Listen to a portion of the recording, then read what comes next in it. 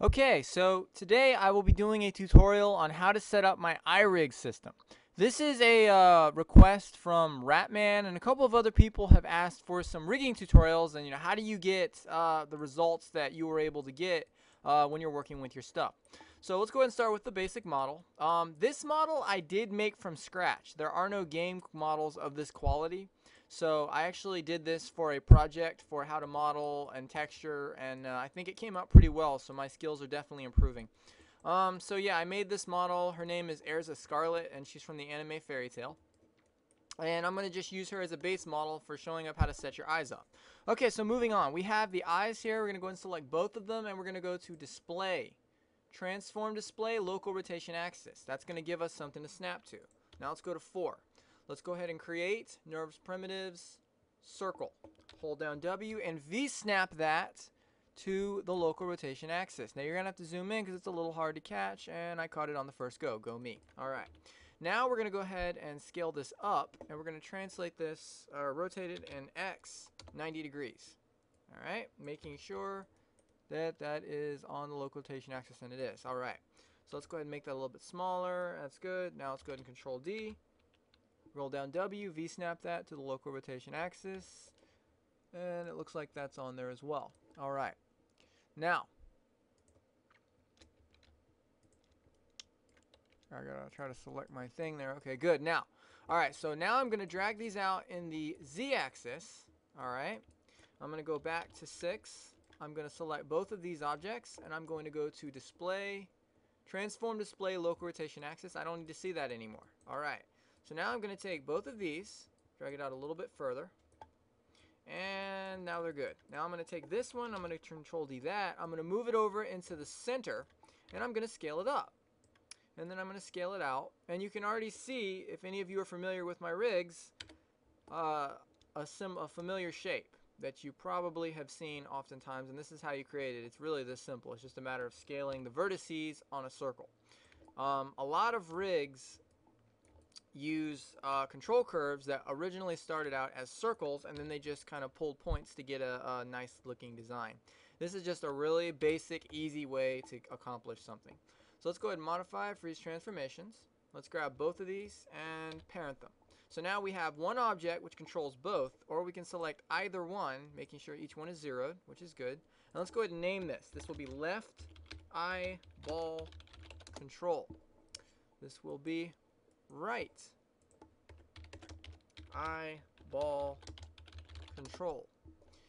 And this will be our eyeballs control.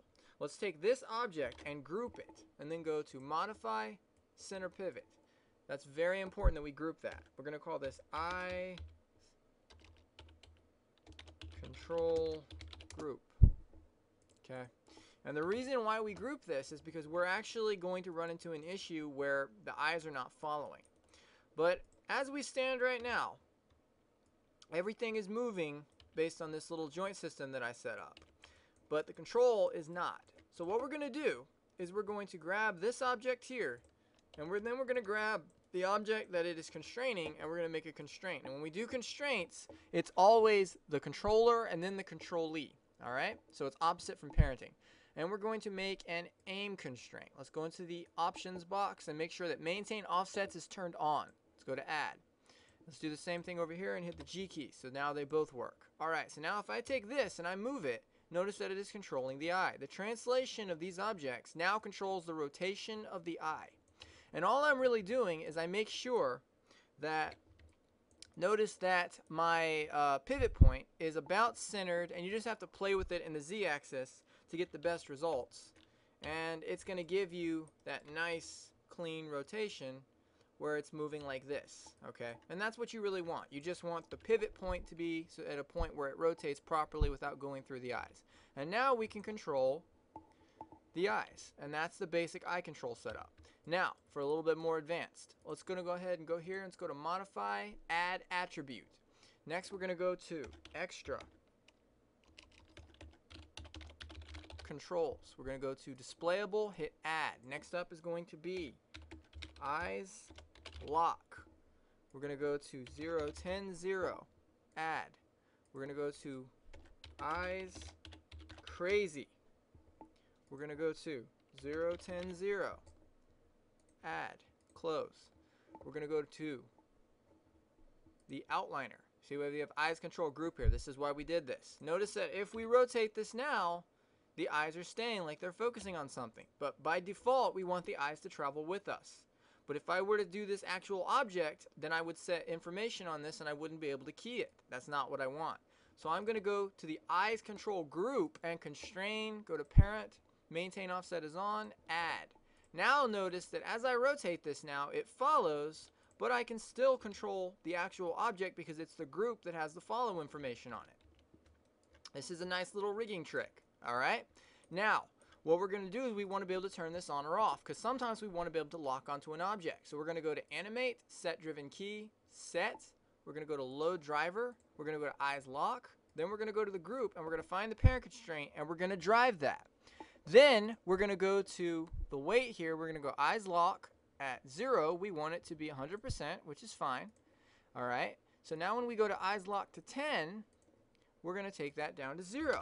And what that will now do is now, when we go to eyes lock, it will not follow. It will be on the same area. Let's watch it snap now. Now, let's say that now we want it to follow again. It'll snap. See how it snaps back into place? That's what we want.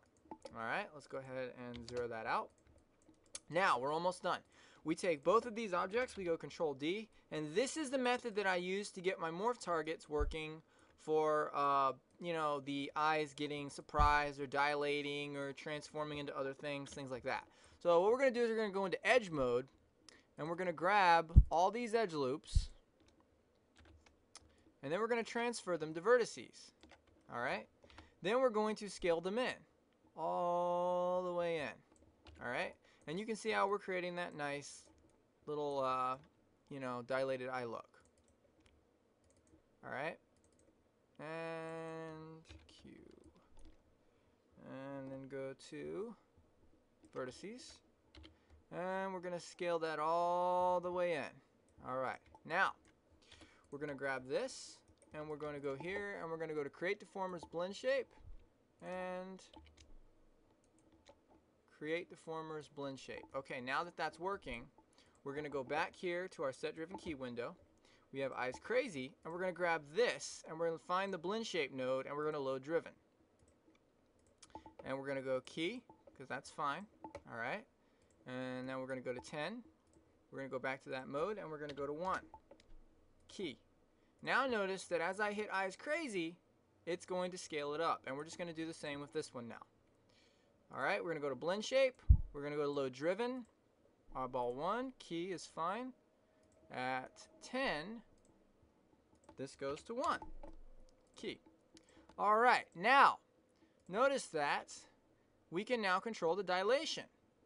And none of that is affected by the controlled constraint that is making it follow. So if we go over here, and then we bend this over here a little bit, and then we decide to go to eyes crazy, notice that it will still work and there's no mess ups there and everything is nice and self-contained. Alright, so that's a really nice, effective, efficient system. It's going to get us most of what we want, and the only thing really left to do would be to color code everything, but that is the fundamentals of my iRig. So we're using an aim constraint system to control the basic ball. We're going to use morph targets to control dilation, texture changes, any kind of weird things like that. We're going to use set driven keys and blend shapes. And we're going to use the parent constraint on a group to control whether or not it follows. And those are the fundamentals of my iRig. If you have any questions, concerns, anything like that, go ahead and direct them to gagex2z@yahoo.com, or feel free to send me an email or PM on YouTube. And I hope that this tutorial was effective and helpful for anybody who was having a little bit of trouble with how to set up your eyes. Thank you very much. You guys have a great day. Bye.